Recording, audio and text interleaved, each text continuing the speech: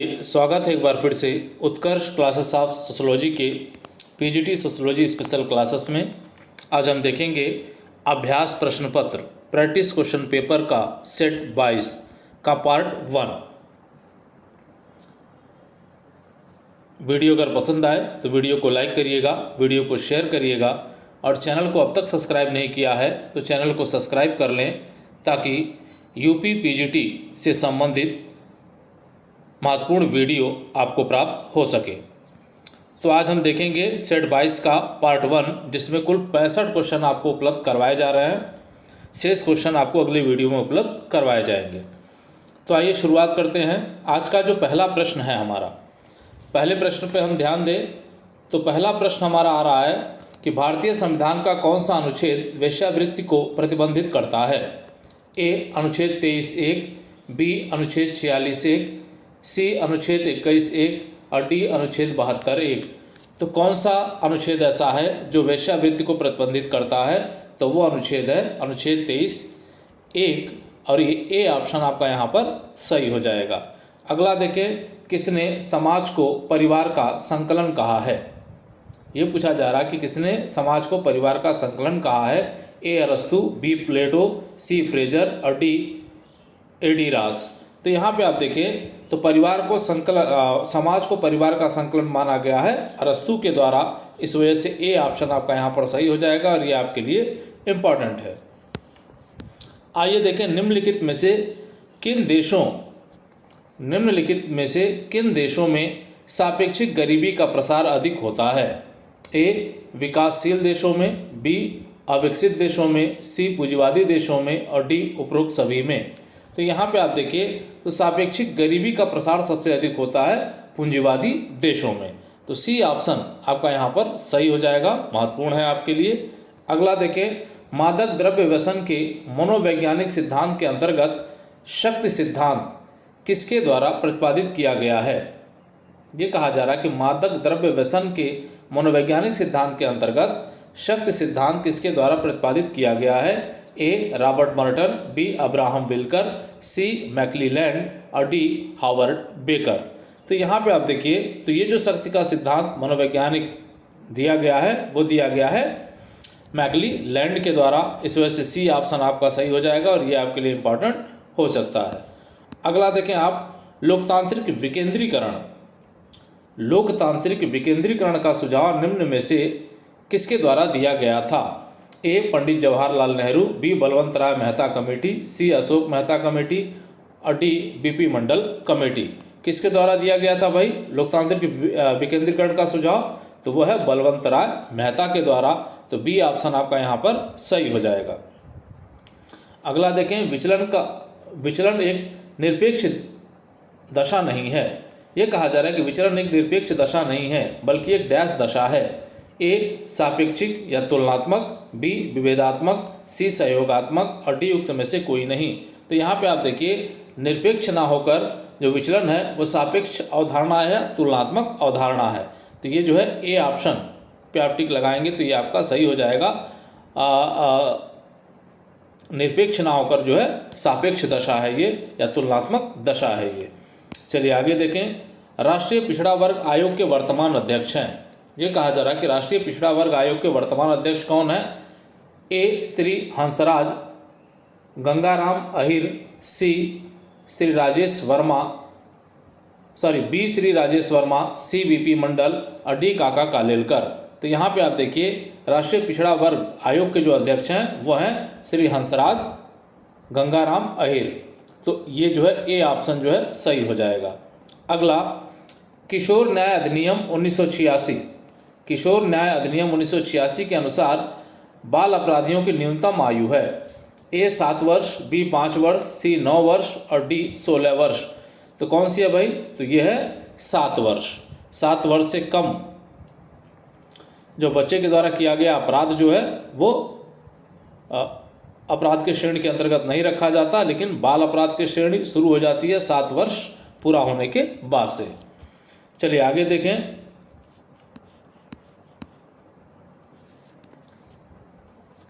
निम्नलिखित में से रोहिणी आयोग किससे संबंधित है?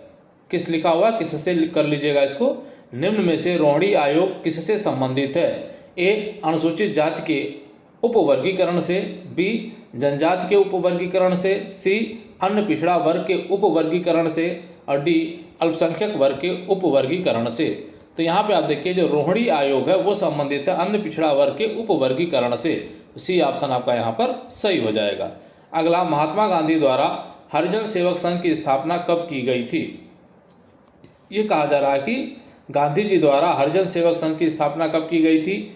ए 30 सितंबर सन 1935 को, बी 30 सितंबर सन 1932 को, सी 30 सितंबर सन 1936 को और डी 2 अक्टूबर 1935 को। तो ये कब किया गया था?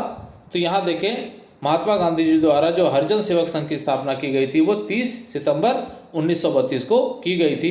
तो बी ऑप्शन आपका सही हो जाएगा और ये क्वेश्चन आपके लिए इंपॉर्टेंट हो सकता है। अगला देखें, किसके अनुसार कहा जा रहा है कि किसके अनुसार जाति एक अंतःविवाही समूह के साथ साथ विस्तृत नातेदारी समूह है? बहुत ही महत्वपूर्ण क्वेश्चन है, कई बार पूछा जा चुका है और हम इसे पिछले अभ्यास पत्रों में प्रश्न पत्रों में भी दे चुके हैं। A option Iravati curve, B अबे डुबाय, सी GS घुरिये और डी नर्मदेश्वर प्रसाद। तो यहाँ पे आप देखिए तो सही उत्तर क्या है इसका? यह है इरावती कर्वे। तो ए ऑप्शन आपका यहाँ पर सही हो जाएगा। बहुत ही महत्वपूर्ण प्रश्न है, पूछा जा सकता है। अगला देखिए 12वां प्रश्न हमारा आ रहा है। ये कहा जा रहा है कि निम्नलिखित सामाजिक क्रियाओं पर विचार कीजिए। कुछ सामाजिक क्रियाएं दी गई हैं, कहा जा रहा है कि इन सामाजिक क्रियाओं पर विचार कीजिए। पहला तार्किक क्रिया, दूसरा मूल्यांकनात्मक क्रिया, तीसरा अतार्किक क्रिया, चौथा भावनात्मक क्रिया और पांचवा परंपरागत क्रिया। उक्त में से मैक्स वेबर द्वारा व्यक्त क्रियाएं हैं। तो यहाँ पे आप देखिए मैक्स वेबर ने 4 प्रकार की क्रियाओं को व्यक्त किया था और वो 4 प्रकार की क्रियाएं अगर हम देखें तो वो है एक तार्किक क्रिया, मूल्यांकनात्मक क्रिया, भावनात्मक क्रिया और परंपरागत क्रिया। अतार्किक क्रिया का उल्लेख जो है वो मैक्स वेबर के द्वारा नहीं किया गया था। इसका मतलब है कि जिस ऑप्शन में भी 1, 2, 4, 5 होगा वो ऑप्शन सही होगा। तो यहाँ पे आप देखें तो वो ऑप्शन आपको दिखाई दे रहा है बी पे। कहाँ पे दिखाई दे रहा है? बी पे दिखाई दे रहा है 1, 2, 4, 5। तो यहाँ पे बी ऑप्शन पे आप टिक लगाएंगे तो ये आपका सही हो जाएगा और ये आपके लिए महत्वपूर्ण प्रश्न है। चलिए आगे देखें, किसके अनुसार अपराध एक विचलित व्यवहार है? ये पूछा जा रहा है किसके अनुसार अपराध एक विचलित व्यवहार है? ए अल्बर्ट के कोहन, बी हैकरबाल, सी वाल्टर मिलर और डी रॉबर्ट के मर्टन। तो यहाँ पे आप देखिए ये जो कथन है अपराध एक विचलित व्यवहार है वो कथन है रॉबर्ट के मर्टन का। तो डी ऑप्शन आपका यहाँ पर सही हो जाएगा और ये आपके लिए इम्पॉर्टेंट है। आइए, किसका कथन है कि जाति एक बंद वंशानुगत कॉरपोरेशन है? ये कहा जा रहा है जाति एक बंद वंशानुगत कॉरपोरेशन है। ये कथन किसका है? ए केतकर, बी सेनाट, सी हट्टन और डी नेस्फील्ड। तो यहाँ पे आप देखिए तो ये जो कथन है वो कथन है सेनाट का। तो बी ऑप्शन आपका सही हो जाएगा और ये आपके लिए इम्पॉर्टेंट हो सकता है। अगला देखें आप, मध्यम वर्ग सिद्धांत। मध्यम वर्ग सिद्धांत को मार्क्सवादी रूपरेखा के अंतर्गत निम्नलिखित में से किसने प्रतिपादित किया है? ए कार्ल मार्क्स ने, बी चार्ल्स डार्विन ने, सी डेरेनडॉल्फ ने और डी कोलिंस ने। तो यहाँ पे आप देखिए तो ये जो मध्यम वर्ग का जो सिद्धांत दिया गया वो दिया गया डेरेनडॉल्फ के द्वारा।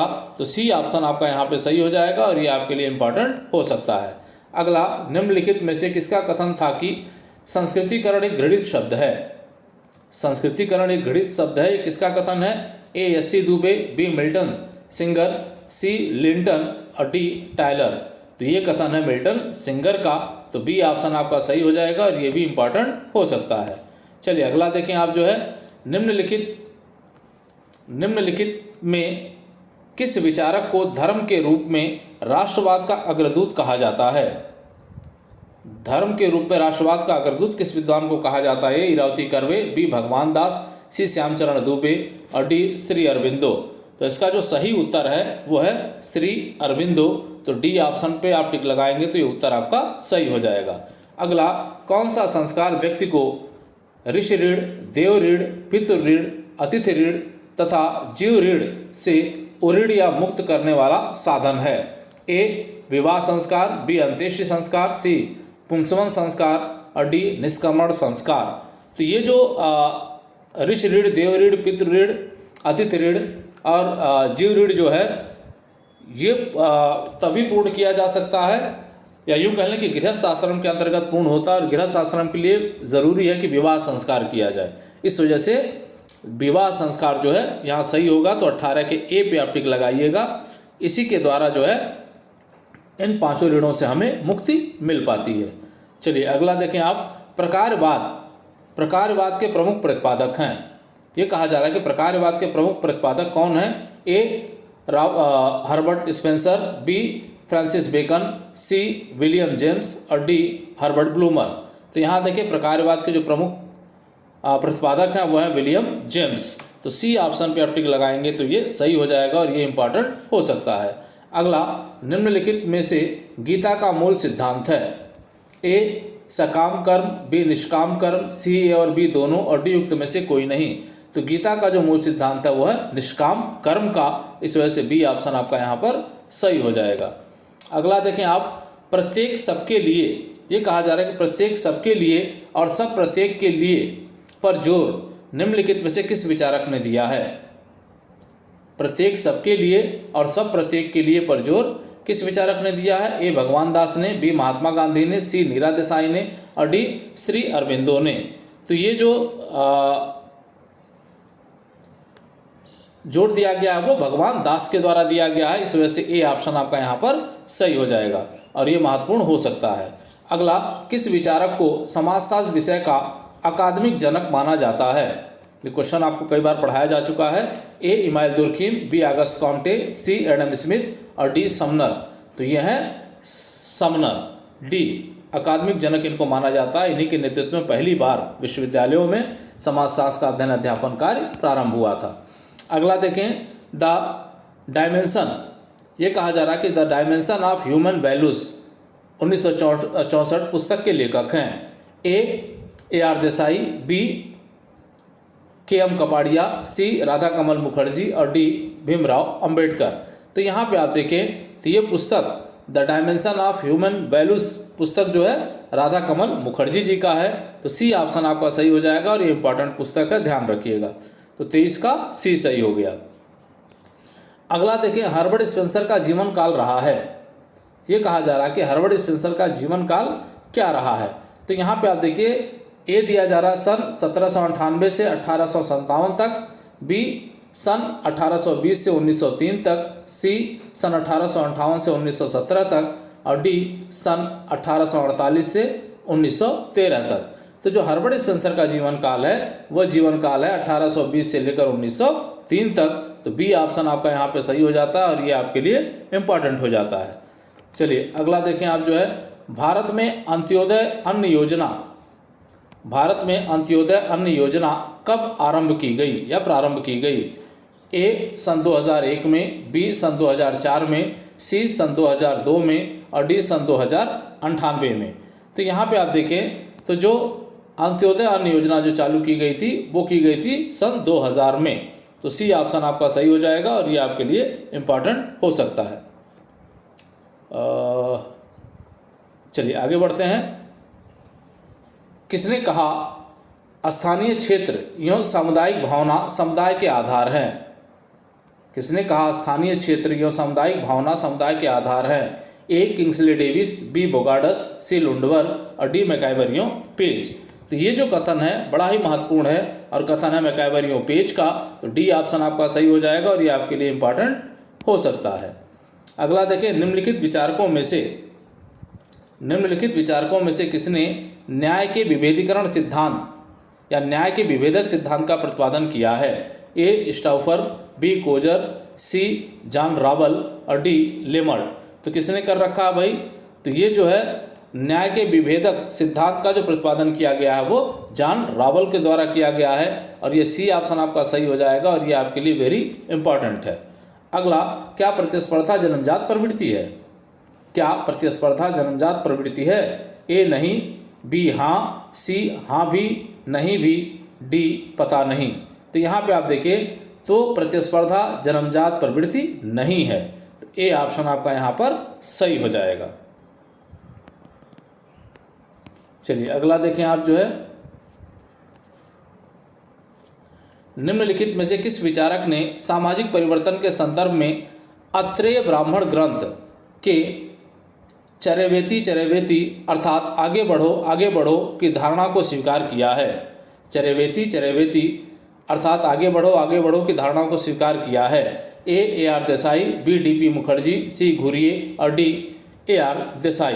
तो यहाँ पे आप देखिए, तो ये जो कथन अत्रेय ब्राह्मण ग्रंथ का है उसको स्वीकार किया गया है डीपी मुखर्जी के द्वारा। तो बी ऑप्शन आपका जो है यहाँ पर सही हो जाता है। अगला, अगस्त कॉम्टे की पुस्तक the course of positive philosophy जो कई खंडों में प्रकाशित हुई 1830 से लेकर 1842 तक, कितने खंड हैं? ए 4 खंड, बी 6 खंड, सी 3 खंड और डी 5 खंड। तो कितने खंड है भाई इसके? तो यहाँ पे आप देखिए, the course of positive philosophy जो पुस्तक लिखी गई अगस्त कॉम्टे के द्वारा, उसके कुल 6 खंड हैं। 6 खंड हैं जो प्रकाशित होते हैं 1830 से लेकर 1842 के बीच में। तो बी ऑप्शन आपका यहाँ पर सही हो जाएगा और ये इंपॉर्टेंट है, अक्सर पूछा जाता है। चलिए अगला देखें आप, जो है 2 क्वेश्चन साथ ही रखा गया है, 2 क्वेश्चन बार बार पूछता है, कन्फ्यूज़न हो जाता है। अगस्त कॉम्टे की पुस्तक सिस्टम ऑफ पॉजिटिव पॉलिटी जो कई खंडों में 1851 से लेकर 1854 के बीच में प्रकाशित होती है, पूछा जा रहा है कितने खंडों में प्रकाशित हुई? ए 4 खंड, बी 6 खंड, सी 3 खंड और डी 5 खंड। तो ये जो सिस्टम ऑफ पॉजिटिव पॉलिटी है जो 1851 से 1854 के बीच में प्रकाशित हुई, वो प्रकाशित हुई 4 खंडों में। तो ए ऑप्शन आपका यहाँ पर सही हो जाएगा। अगला, निम्नलिखित में से किसका मानना है कि मानव द्वारा समझ सीखा हुआ व्यवहार ही संस्कृति है? मानव द्वारा समझ सीखा हुआ व्यवहार ही संस्कृति है, ये किसका मानना है? ए ऑकबर्न का, बी टायलर का, सी गॉफमैन का और डी हावेल का। तो ये मानना है हावेल का। तो डी ऑप्शन आपका यहाँ पे सही हो जाएगा और ये इंपॉर्टेंट है और ये भी क्वेश्चन आपके लिए इंपॉर्टेंट है। चलिए अगला देखें आप, जब 2 व्यक्ति परस्पर अंतःक्रिया करते हैं तो वे निर्माण करते हैं। ये कहा जा रहा है कि जब 2 व्यक्ति परस्पर अंतःक्रिया करते हैं तो वो निर्माण करते हैं। ए एक संस्था का, बी एक युग्म समूह का, सी एक समिति का और डी एक समाज का। तो ये निर्माण करते हैं एक युग्म समूह का। तो बी ऑप्शन आपका सही हो जाएगा और ये पूछा गया, इंपॉर्टेंट हो सकता है। अगला, सदरलैंड के अनुसार अपराधी बनने की क्रिया के लिए उत्तरदायी है। पूछा जा रहा है कि सदरलैंड के अनुसार अपराधी बनने की प्रक्रिया के लिए उत्तरदायी है। ए तीव्र महत्वाकांक्षा, बी अच्छे व्यवहार की मांग, सी विभिन्न संपर्क और डी बदला लेने की भावना। तो ये इनके लिए है विभिन्न संपर्क, समाजशास्त्रीय सिद्धांत दे रखा है इन्होंने। तो यह सी ऑप्शन आपका जो है यहाँ पर सही हो जाएगा। अपराध का समाजशास्त्रीय सिद्धांत या विभिन्न संपर्क, ये आपके लिए इंपॉर्टेंट हो सकता है। चलिए अगले प्रश्न की तरफ बढ़ते हैं हम। निम्नलिखित में से कहा जा रहा है कि निम्नलिखित में से किस विचारक को प्रकारवादी अध्येता की संज्ञा दी जाती है? किस विचारक को प्रकारवादी अध्येता की संज्ञा दी जाती है? A Herbert Spencer, B Merton, C Parsons और डी गिन्सबर्ग। तो ये दिया जाता है मर्टन को, रॉबर्ट के मर्टन को। तो बी ऑप्शन आपका यहाँ सही होता है और ये आपके लिए वेरी इंपॉर्टेंट हो सकता है। अगला देखें आप, जो है हम विकास के बिना उन्नति नहीं कर सकते। हम विकास के बिना उन्नति नहीं कर सकते, ये शब्द किसके हैं? ए यस जिंजर, बी र्यूटर, सी हट्टन और डी एल.एफ. वार्ड। तो हम विकास के बिना उन्नति नहीं कर सकते, ये शब्द हैं यस जिंजर का। तो यहाँ पे आप ए ऑप्शन पे लगाएंगे तो ये आपका जो है सही हो जाएगा। अगला देखिए आप, किसके अनुसार आमने सामने के संबंध प्राथमिक समूह के लिए आवश्यक नहीं है? ए फेयरचाइल्ड, बी फेरिसियो डेविस, सी टानिज और डी चार्ल्स कूले। तो यहाँ पे आप देखिए, आमने सामने के संबंध प्राथमिक समूह के लिए आवश्यक नहीं है। ये जो कथन है ये जो है कहा गया है फेरिस और डेविस के द्वारा भी ये बात कही गई है, दोनों लोगों के द्वारा कही गई है। इस वजह से बी ऑप्शन आपका यहाँ पर सही हो जाता है। अगला, विचलन का अर्थ है। ये कहा जा रहा है कि विचलन का क्या अर्थ है? ए कानून का उल्लंघन करना, बी नैतिक मूल्यों को स्वीकार करना, सी निश्चित प्रतिमानों से दूर हट जाना और डी असामान्य व्यवहार करना। तो विचलन का सीधा सा अर्थ होता है निश्चित प्रतिमानों से दूर हट जाना। तो सी ऑप्शन आपका सही हो जाएगा और ये इंपॉर्टेंट है आपके लिए। अगला देखिए आप, जो है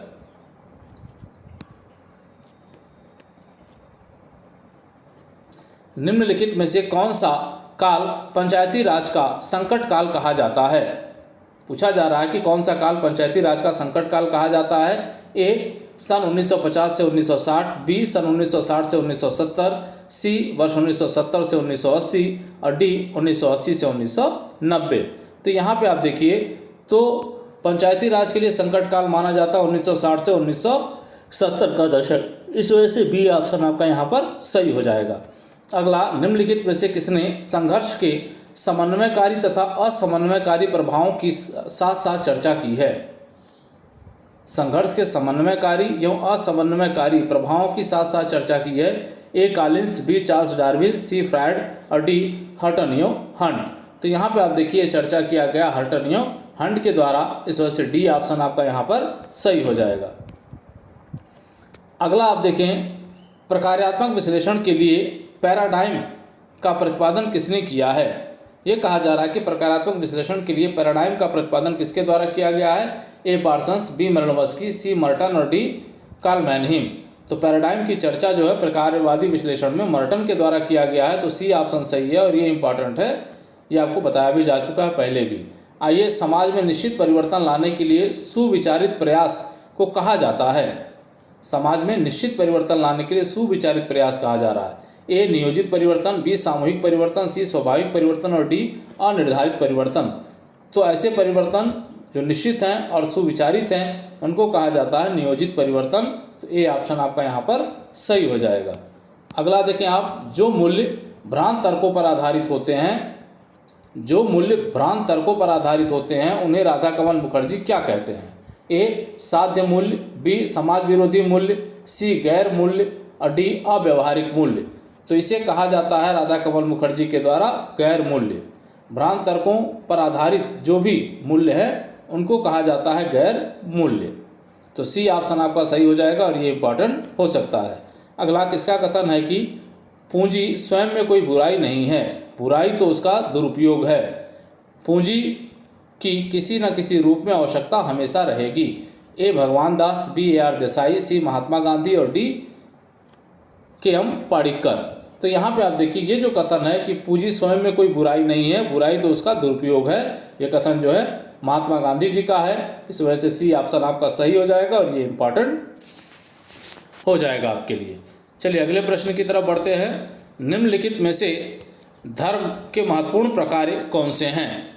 ये कहा जा रहा है कि धर्म के महत्वपूर्ण प्रकार कौन से हैं? ए जादू, बी पूर्वज पूजा, सी आत्मावाद और डी सामाजिक नियंत्रण। तो यहाँ धर्म के प्रकार की बात हो रही है, तो ये जो धर्म का प्रमुख प्रकार है वो है सामाजिक नियंत्रण करना।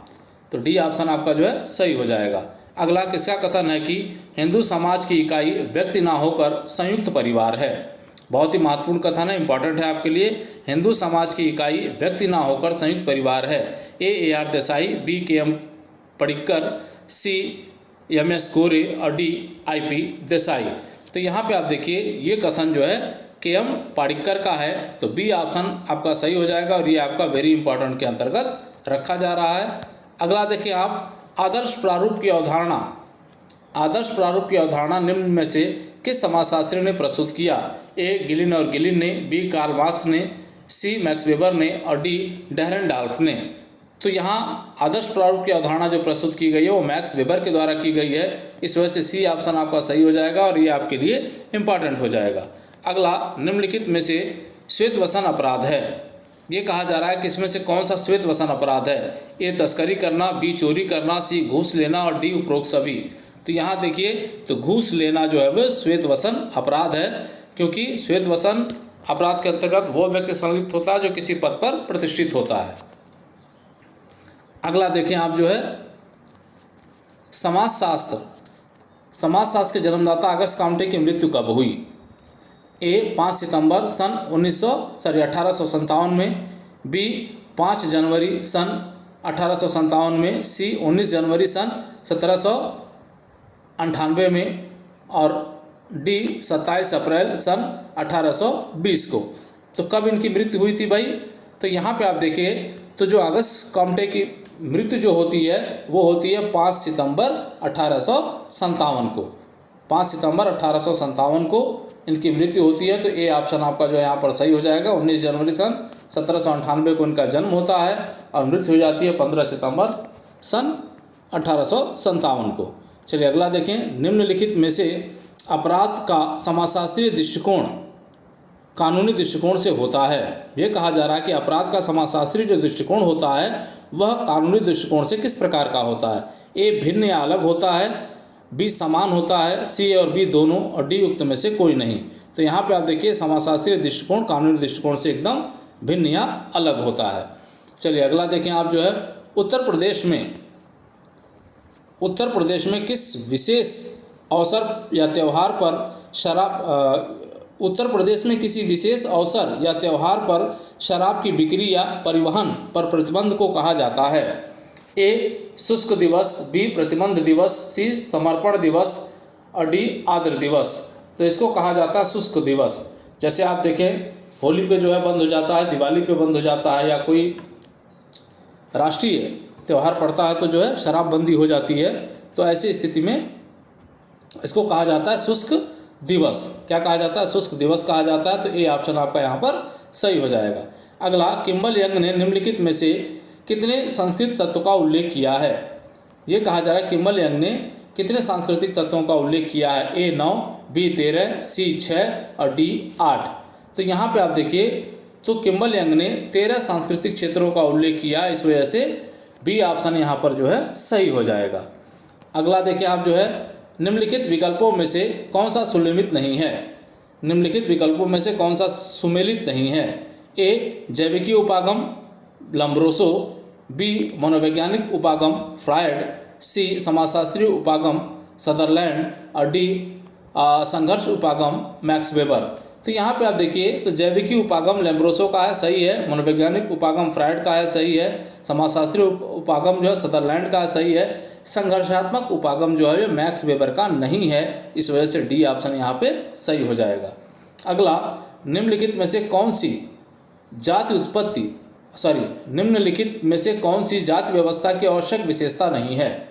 ये कहा जा रहा है कि इसमें से कौन सी जाति व्यवस्था की आवश्यक विशेषता नहीं है। ए अंतर्विवाह, बी सोपान, सी गतिशीलता और डी पुनर्जन्म में विश्वास। तो यहाँ पे आप देखिए कि जाति व्यवस्था के अंतर्गत गतिशीलता का अभाव होता है, तो सी ऑप्शन आपका यहाँ पर सही हो जाएगा। ये महत्वपूर्ण है, ध्यान रखिएगा।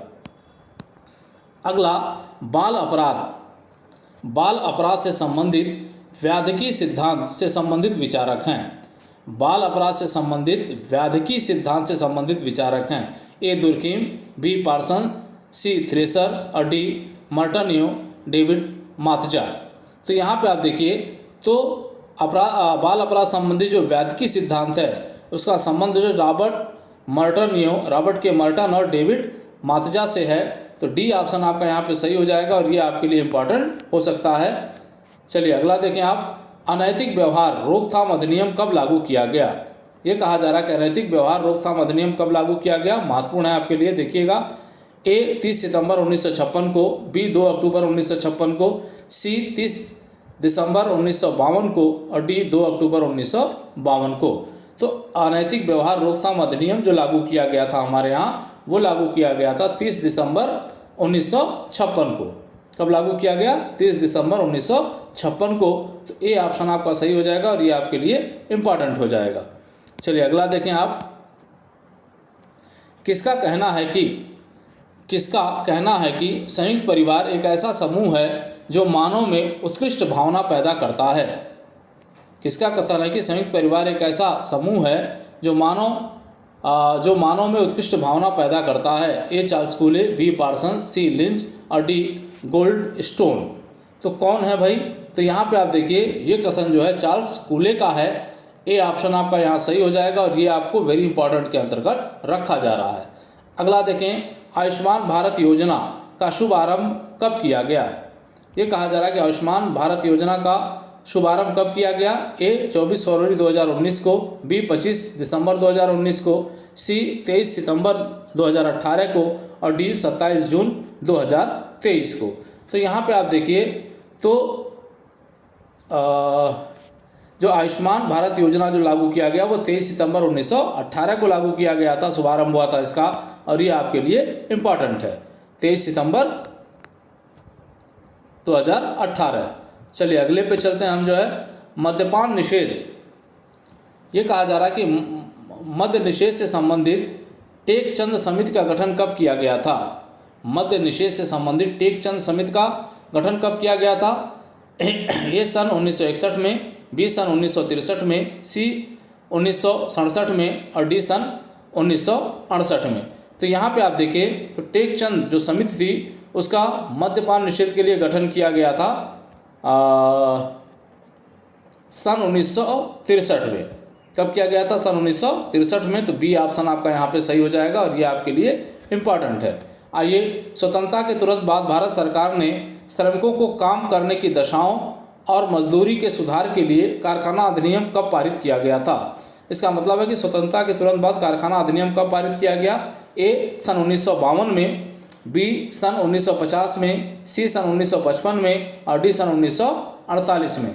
तो ये प्रस्तुत किया गया था सन 1948 में। तो डी ऑप्शन आपका सही हो जाएगा और ये आपके लिए इम्पॉर्टेंट है, कई बार परीक्षाओं में पूछा गया है। अगला देखें आप, प्रतिस्पर्धा में समाहित है। प्रतिस्पर्धा में क्या समाहित है भाई? ए निषेधात्मक अंतःक्रिया एवं सकारात्मक लक्ष्य, बी प्रत्यक्ष अंतःक्रिया एवं निषेधात्मक लक्ष्य, सी अप्रत्यक्ष अंतःक्रिया एवं निषेधात्मक लक्ष्य, सी उक्त में से कोई नहीं। तो यहाँ प्रतिस्पर्धा में समाहित है निषेधात्मक अंतःक्रिया एवं सकारात्मक लक्ष्य। तो ए ऑप्शन आपका यहाँ पे क्या हो जाएगा? सही हो जाएगा। तो ए पे आप टिक यहाँ पे लगा लेंगे, ये सही हो गया आपका। अगला देखें, संस्कृति आघात की अवधारणा का उल्लेख निम्नलिखित में से किसके द्वारा किया गया है। पहले ही बताया जा चुका है। संस्कृति आघात की अवधारणा किसने दिया है? A Ralph Linton, B Opler, C William Goode और सी मजुमदार। तो ये दिया गया है विलियम गुडे के द्वारा। तो सी ऑप्शन आपका यहाँ पे सही हो जाएगा और ये आपके लिए इम्पॉर्टेंट है। अगला देखें आप जो है, निम्नलिखित सूची का सूची 1 का सूची 2 से मिलान कीजिए तथा कूट में दिए गए उत्तरों से सही उत्तर का चयन कीजिए। तो यहाँ पे आप देखिए तो सूची 1 में आपको जो है वो जो है लेखक हैं और सूची 2 में जो है पुस्तकें हैं। सूची 1 में ए राजबली पांडे, बी दयानंद सरस्वती, सी वीर मित्रोदय और डी पी.एच. प्रभु। और यहाँ पुस्तकों में दिया गया पहले पे हिंदू संस्कार, दूसरे पे संस्कार विधि, तीसरे पे संस्कार प्रकाश और चौथे पे हिंदू सामाजिक संगठन, हिंदू सोशल ऑर्गेनाइजेशन। तो यहाँ पे आप देखिए हिंदू सोशल ऑर्गेनाइजेशन पुस्तक जो है वो जो है पी.एच. प्रभु की है। हिंदू संस्कार डॉक्टर राजबली पांडे ने लिखा है, दयानंद सरस्वती ने लिखा है संस्कार विधि और वीर मित्रोदय ने लिखा है संस्कार प्रकाश। तो यहाँ जो है सभी लगभग सभी सुमेलित हैं। इस वजह से 1, 2, 3, 4 जहाँ भी होगा उत्तर सही होगा और ए पे दिया गया है ये। तो ए ऑप्शन आपका यहाँ पे सही हो जाएगा और ये इंपॉर्टेंट हो सकता है। अगला देखें आप जो है, दुर्खिम।